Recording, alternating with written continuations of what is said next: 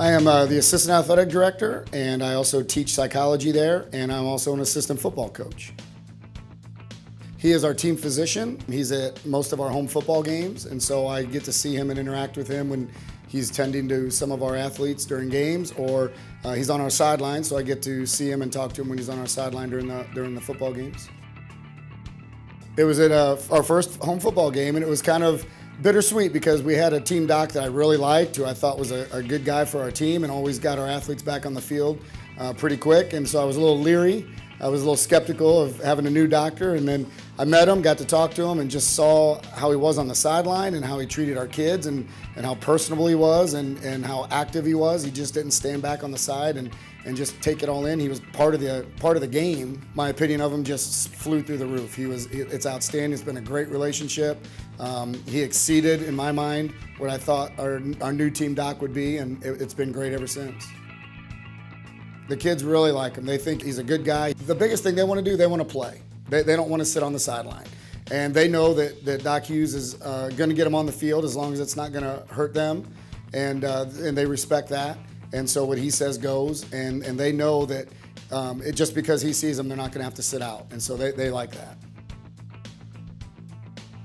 I think he wants to make sure the kids are healthy. I don't think he wants them to damage themselves to a point where it may have lasting effects. He's really good, what I've noticed, he's really good about if he doesn't think a kid can injure himself more or do damage to himself, that the kid's gonna be able to go back in. If it's something where he thinks the kid could possibly injure himself more or become worse, then he's not gonna let that happen. I think that's probably his number one thing is he wants the kids to play, but only to a certain point.